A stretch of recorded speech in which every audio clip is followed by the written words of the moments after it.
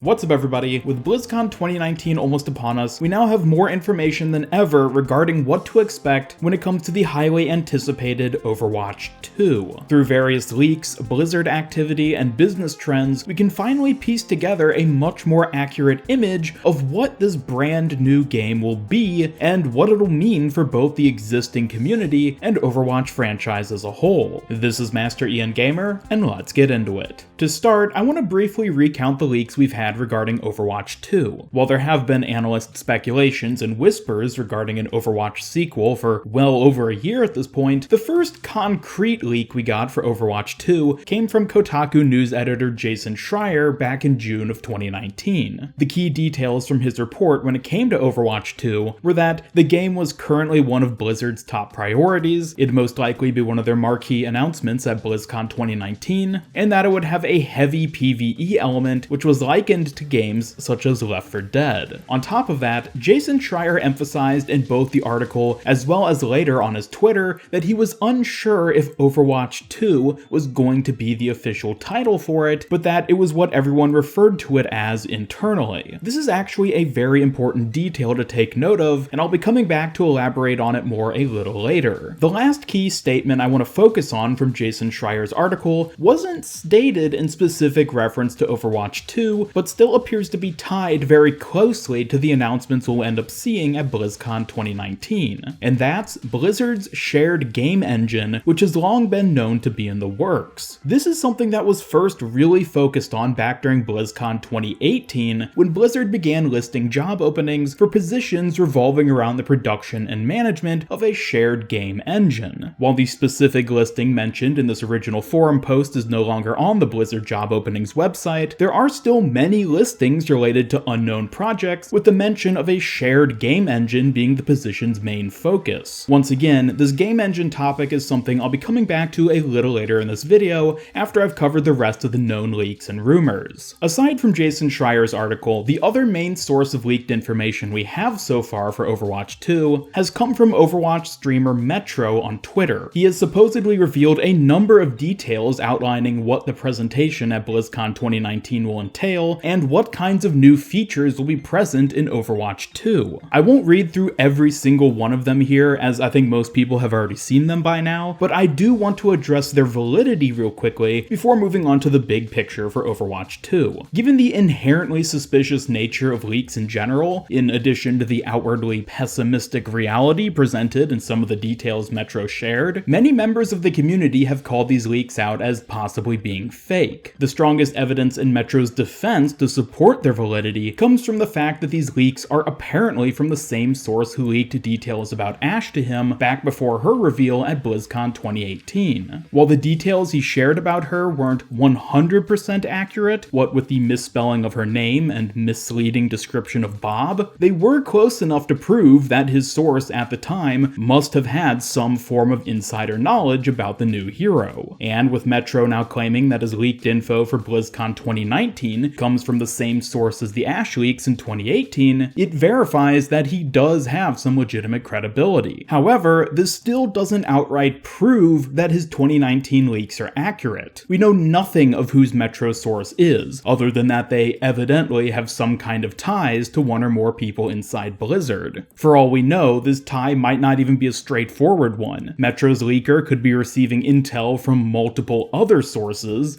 thus producing a misconstrued hodgepodge of details. The main thing I want to get across is that while I don't think Metro is lying, or even that his information is false, that also doesn't mean that it's entirely true or paints an accurate picture of what Overwatch 2 will really be. So therefore, we have to take all this information with a grain of salt. With all that in consideration, now let's take a look at the big picture we have presented before us. Overwatch 2 is apparently going to be a standalone new game which features both Left 4 Dead-esque PvE and unknown PvP elements, some form of hero level up or upgrade mechanics, no cosmetic or progression crossover from the current Overwatch, and will definitively be called Overwatch 2. All the other information about Overwatch 2 in Metro's tweets, not counting his posts about the new animated short and lack of new hero, appear to simply be speculation on his part. This means then that these core details are what we have to go off of. As I said though, even if these facts end end up being true, they don't necessarily paint an accurate picture of what we'll end up getting. So in order to fill in the gaps, we need to take a look past specific leaks and step into the realm of logical deduction. What really makes sense for Overwatch 2? How could these elements play into Blizzard's plan as a company who wants to retain Overwatch players while simultaneously making more money? To answer this, we need to revisit one of the points I bookmarked from earlier in this video, being the shared game engine which Blizzard has been working on. For those of you who are unfamiliar with what a game engine is, the best way to think of it is as a set of tools which developers use to make a specific game. For example, one of the most famous game engines has to be Valve's Source engine, which is what many of their different titles and franchises are built on, along with dozens of other third-party titles. By using one engine to make multiple games, developers can save immense amounts of time, effort, and money, and that appears to be exactly what Blizzard is doing with this upcoming shared game engine. Currently, most of Blizzard's titles run on separate, specifically designed engines, which is frankly a pretty inefficient way of handling things. Regardless of Overwatch 2, it makes sense for Blizzard to want to consolidate as many of their titles as possible onto this same engine, as doing so would vastly streamline the development process of all their games. But beyond just being a step towards efficiency, it's also a necessity for many of the things Blizzard wants to do. On multiple occasions over the past few years, the Overwatch devs have acknowledged wanting to do more with PvE, but that Overwatch's game engine is insufficient to handle any extensive amount of it. Having been originally designed for 6v6 PvP, getting the few PvE events which we do have, like Archives and Junkenstein's Revenge, to actually work have apparently been a huge challenge, and admittedly, they only end up feeling like mediocre versions of other games which have been out for more than a decade at this point. In Jeff's own words, it would take a whole new game to introduce some kind of major PvE or story mode. Even when we look at the existing PvP of the current Overwatch, there's countless benefits we could see from moving the game to a new engine. Many heroes, such as Reinhardt and Doomfist, have suffered from clunky coding and buggy inconsistencies for as long as they've been in-game. Designing a new engine after Blizzard has already seen what sort of problems arise from a game like Overwatch could allow them to implement core changes to the engine itself to eliminate countless existing technical problems. Plus, a new engine would open up countless options in terms of future hero abilities and mechanics, which otherwise would be impossible in the current version of the game. Considering all of this, in addition to the heavy emphasis Blizzard has been placing on Overwatch 2, Diablo 4, and the new shared game engine, I think the reality of what's at play here really starts to come together. Overwatch 2 and Diablo 4 are likely going to be the flagship titles to utilize this new shared engine, which henceforth will be the engine used by most, if not all, Blizzard games going forward. At first, I suspected that the new engine would simply be home to an Overwatch PvE spin-off,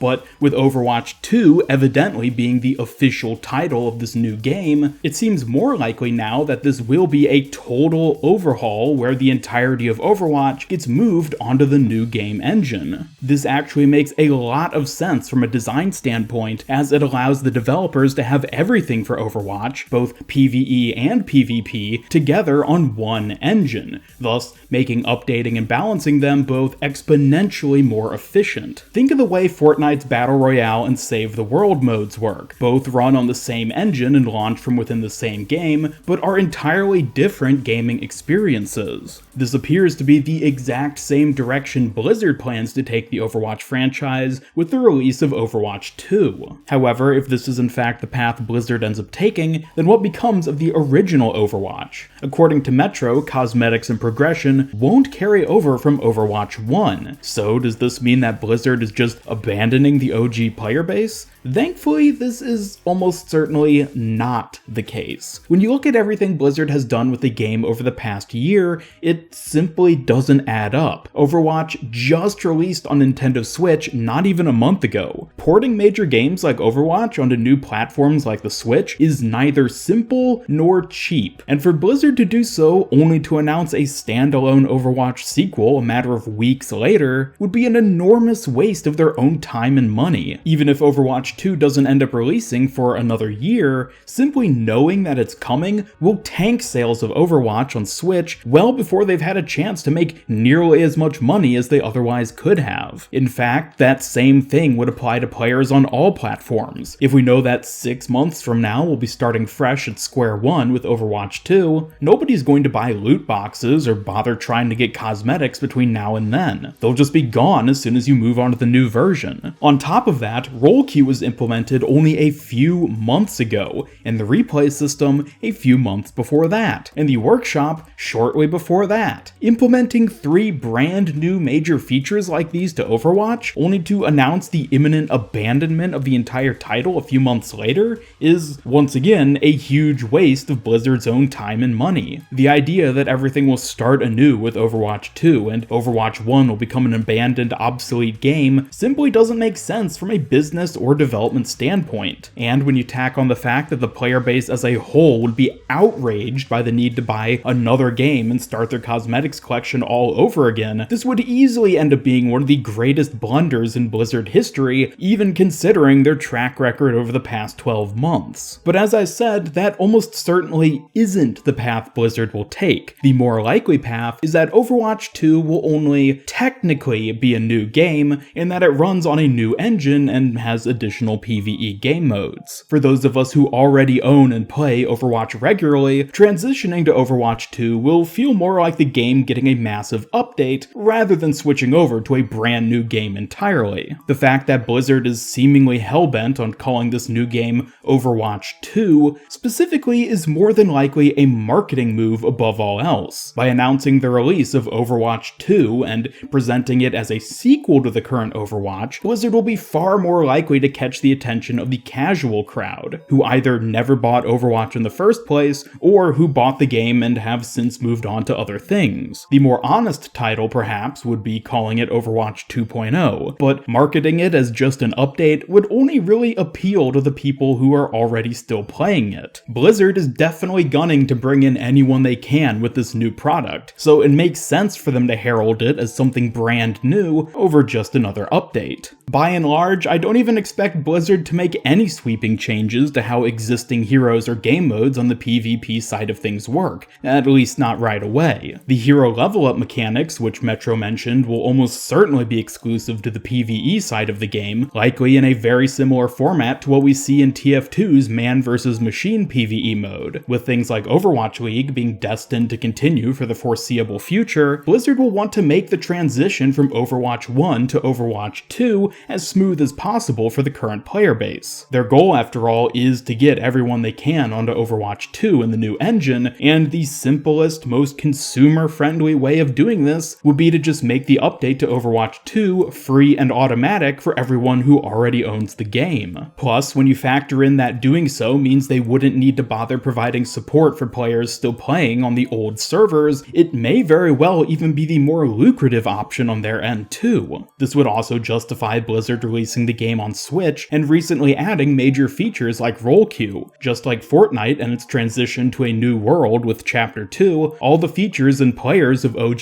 Overwatch will be automatically transitioned into Overwatch 2. The PvP side of the new game will be functionally identical to what it was in Overwatch 1, but now it's capable of supporting new types of gameplay as well, most notably being proper in-depth PvE. And as for Metro's tweet regarding progress and cosmetics not being transferable to the new game, this is most likely in reference to the PvE mode specifically, as opposed to Overwatch 2 as a whole. Remember what I said about the vagueness of Metro's leaks both this year and back in 2018. This is likely due to Metro's source being vague and giving him only fragments of information without sufficient context. When you take each of his tweets with a grain of salt, you can easily see how the things Metro states are technically true, even if they paint a misleading image of what Blizzard is going to do. What this likely means for Overwatch 2's new PvE mode is that it will have a completely different leveling and cosmetic system from what we have now in PvP. Again, think of the differences between Fortnite Battle Royale and Save the World. I imagine there will be some degree of crossover between the two, but the very core of how they work will likely be so different that the idea of directly transferring cosmetics and player levels from one into the other might not even be something that would work. So in closing, the most realistic picture we have for how Blizzard will handle Overwatch 2 is that it'll be a combination of the old PvP and new PvE, all on their new shared game engine. It's tough to say when this new game will release, but given how much focus Blizzard has seemingly been giving to it over the past several months, I wouldn't be surprised to see the transition from Overwatch to Overwatch 2